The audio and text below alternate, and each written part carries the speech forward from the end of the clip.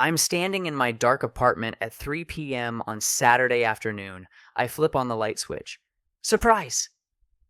20 people jump out from behind furniture, balloons everywhere, a massive cake on my kitchen counter, streamers hanging from the ceiling.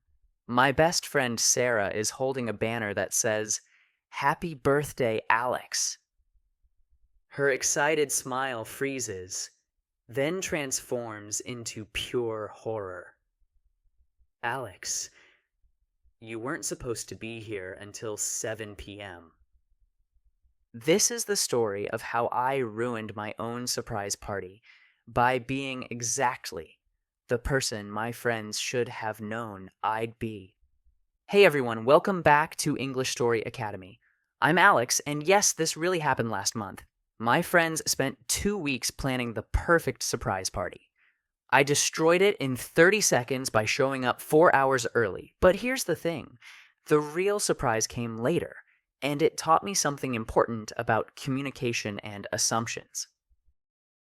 The moment of disaster. Let me paint the full picture of that moment when I turned on the lights. 20 of my closest friends standing in my apartment. Half of them are still decorating. Someone's literally on a ladder hanging streamers. The caterer is in my kitchen with trays of food that aren't even unwrapped yet. Sarah's boyfriend Mike is tangled in balloons. My coworker Jenny is holding a camera, clearly positioned to capture my surprised reaction at 7 p.m., not 3 p.m. Everyone freezes. Complete silence, except for one balloon slowly deflating in the corner. What are you all doing here? We're throwing you a surprise party. Or, we were. How are you here? You were supposed to be out until 7. You told me to be back by 7, so I came back at 3 to help set up. I said come back at 7, not be back by 7. Those are completely different things. And that's when I realized I'd ruined everything. Rewind. How this happened. Let me take you back to that morning and show you exactly how this disaster unfolded. I woke up Saturday around 10 a.m. It was my birthday weekend, though my actual birthday was Friday.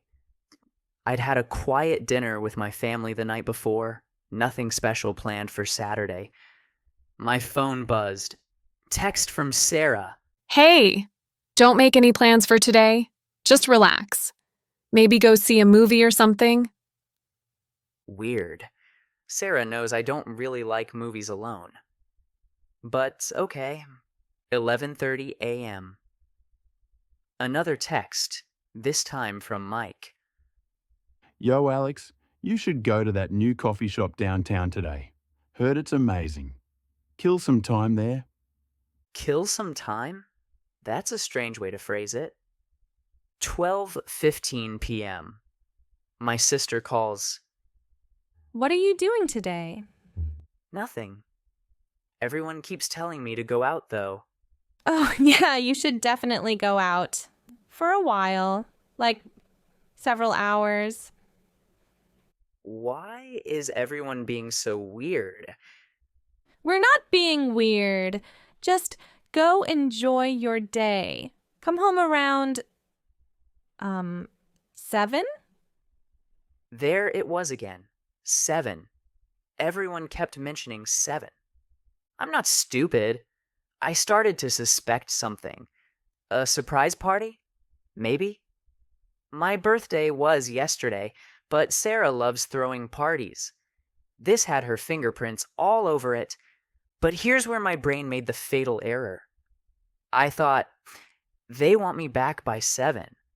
That probably means the party starts at 7. I should come home earlier to help set up. That's what a good friend does. See, in my family, when someone says dinner is at 6 p.m., they actually mean start cooking at 5 p.m. so we can eat around 6:30. We always build in buffer time. I assumed my friends worked the same way. The misunderstanding deepens. 1 p.m. I went to that coffee shop Mike mentioned. Nice place, but I felt restless. If there was going to be a party, Sarah would need help, right? She's always stressed before events. I texted her, "Hey, need any help with anything today?" No. I mean, no thanks. Everything's handled. Just enjoy your day. You sure? I'm free. Positive. Stay out. Stay relaxed. Enjoy yourself. Looking back now, she was basically screaming, "Don't come home," in every way except those actual words. But I interpreted it as, "Don't worry about party prep. We've got it covered." 2 p.m. I walked around downtown for another hour, bought a book, sat in the park, but I kept thinking, Sarah's probably struggling with decorations. Mike's probably confused about where things go. I should help. 2:45 p.m. I made the decision. I'd head home around 3 p.m., discover they were setting up, act surprised, and help finish preparations. Everyone wins, right? Wrong. So very wrong. The full disaster unfolds. Back to 3 p.m. Me standing in my apartment, lights on, 20 people staring at me in horror. Sarah put her face in her hands. I've been planning this for 2 weeks. 2 weeks. I coordinated schedules, ordered food, got everyone here early to decorate. I specifically told you to come back at 7. You said, "Be back by 7. That's what you said on the phone. Checking his phone. Actually, she texted you, come back around 7, relaxed and ready to hang. Not be back by 7. I pulled out my phone. He was right. The exact text said, "Enjoy your day. Come back around 7, relaxed and ready to hang." How did I read that as "be back by 7" to help set up? How did my brain completely rewrite her message? Should we still yell surprise? He already knows. He ruined it. There's no surprise left. I'm so sorry. I thought you needed help. I was trying to be helpful. Honey, you tried to help by showing up 4 hours early to your own surprise party? When she said it like that, I realized how ridiculous I sounded. Attempting to salvage it. For about 10 minutes, everyone just stood there awkwardly. The caterer asked if she should still set up the food. Sarah looked like she might cry. I felt absolutely terrible. Then Mike had an idea. Okay, new plan. Alex, go back outside, walk around the block, come back in 15 minutes. We'll turn off the lights, hide again, and do this properly. That's not gonna work. He knows we're here. So, we committed to this surprise. We're doing it right. You want me to fake being surprised? At my own party? That I already ruined? Yes, that's exactly what we want. Go. Leave. Come back at 3:20. And act shocked. So I did the most awkward thing I've ever done. I left my own apartment, walked around my neighborhood for 15 minutes, came back, opened the door slowly, and when everyone yelled, "Surprise!" I did the worst acting performance of my life. Oh wow, I had no idea. This is so unexpected. Everyone burst out laughing. Sarah threw a balloon at my head. You're terrible at this. I know, I'm sorry. But thank you. This is amazing. And it was amazing. Despite the disaster, despite ruining the surprise, everyone was there because they cared about me. The actual surprise. We started the party at 3:30, 4 hours earlier than planned. People were eating appetizers that were meant for 7 p.m. The cake wasn't even fully decorated yet. Sarah's mom was still adding frosting flowers, but it was fun. We were laughing about the disaster, taking photos, eating food. Then at 6:45 p.m., my doorbell rang. Sarah got this huge smile on her face. Actually, Alex, this is the real surprise. The party was just the decoy. I opened the door. My best friend from college, Marcus, was standing there. Marcus, who lives in California. Marcus, who I hadn't seen in 3 years because he's been working overseas. What? How are you here? Sarah called me 2 months ago. I flew in this morning. I was supposed to arrive at 7 p.m. for the surprise party, but I guess you had other plans. See? You didn't ruin everything. You only ruined the fake surprise. The real surprise still worked. I hugged Marcus for about 5 minutes straight. Sarah had been planning this reunion for months. The party was just cover for getting Marcus here without me suspecting anything.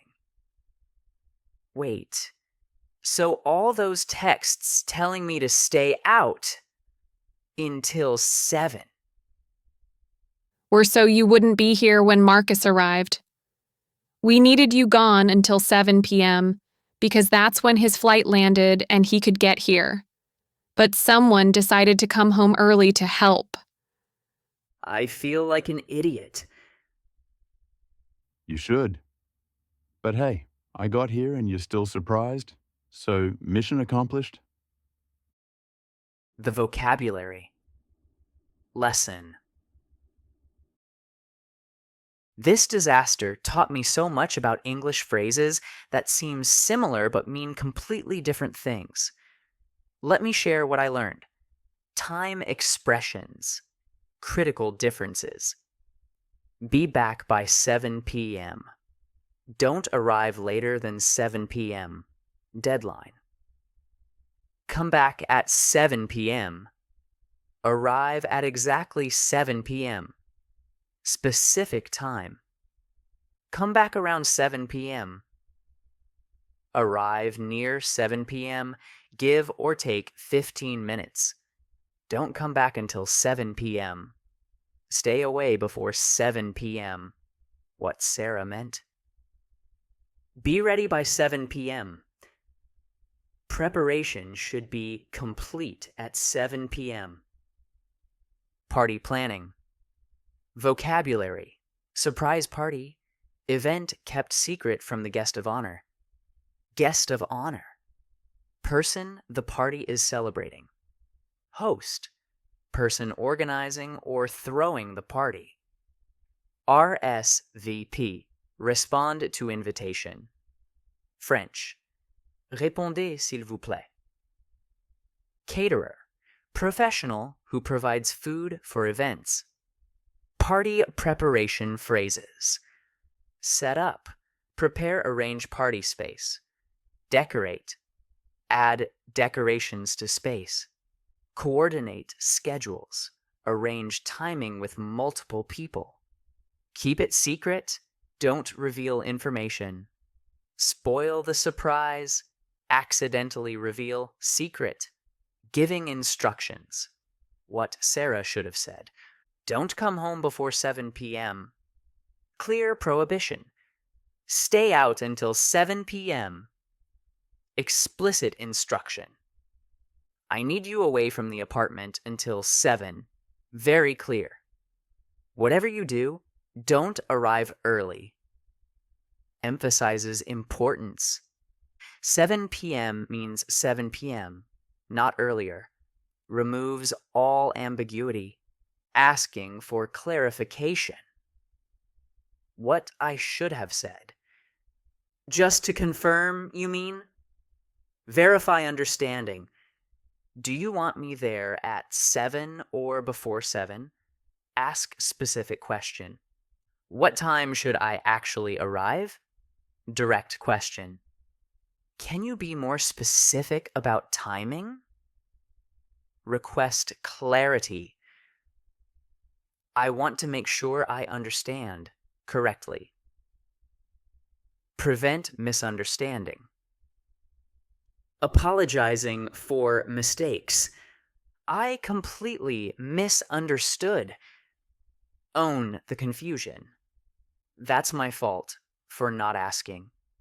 Take responsibility. I should have clarified. Acknowledge what you should have done. I jumped to conclusions. Admit assumption error. Let me make this right. Offer to fix the situation. What I really learned. Here's the thing about this whole disaster. It revealed something important about how I communicate and how I make assumptions. I assumed my friends operated on the same party time system as my family. I assumed be back by 7 meant party starts at 7, arrive earlier to help. I assumed I was being helpful by showing up early, but assumptions are dangerous, especially with language. What's obvious to me isn't obvious to everyone else. Sarah learned something too. She thought, come back around 7 was clear enough. She thought I'd understand she meant don't come home before 7. She assumed I wouldn't try to help with my own surprise party. We were both wrong because we both assumed instead of asking questions. The Marcus surprise worked perfectly because Sarah was explicit with him.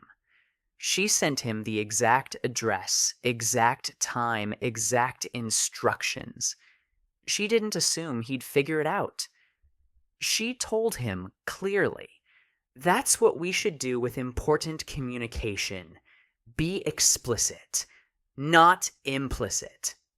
Ask questions instead of making assumptions. Clarify instead of guessing. The happy ending. The party ended up being incredible. Marcus stayed for a week. Sarah forgave me for the disaster, though she'll never let me forget it. Everyone got a funny story to tell. Last weekend, Sarah had a birthday. I offered to help plan her party. Absolutely not. You're banned from party planning. Fair enough. Just tell me what time to arrive. 7 p.m. And Alex? I mean at 7 p.m. Not before. Not to help set up. At 7. Crystal clear. I'll set 3 alarms. I arrived at 7:02 p.m. Sarah looked relieved. You actually listened. I learned my lesson. When someone gives me a time, that's the time they mean. Not earlier to help. Not when I think they need me. The actual time they said. Character growth. I'm impressed. We still laugh about my ruined surprise party. It's become the story everyone tells at gatherings. Remember when Alex showed up 4 hours early to his own surprise party? But it taught me something valuable. Good communication isn't about being smart enough to figure out what people mean. It's about being humble enough to ask questions when you're not sure. If you enjoyed this story and learned something about the importance of clear communication, please like and subscribe to English Story Academy. Next week, another story about misunderstanding instructions with hilarious consequences. Until then, remember, when someone gives you a time, ask questions if you're not 100% sure what they mean. It might save you from ruining your own surprise party. See you next time.